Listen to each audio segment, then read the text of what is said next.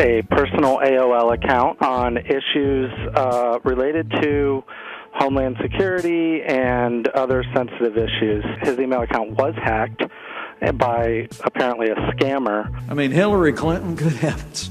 And you have this private email server that in between all that, so it's not subject to public disclosure to see what was going on. No charges are appropriate in this case. There is evidence that they were extremely careless in their handling of very sensitive, highly classified information.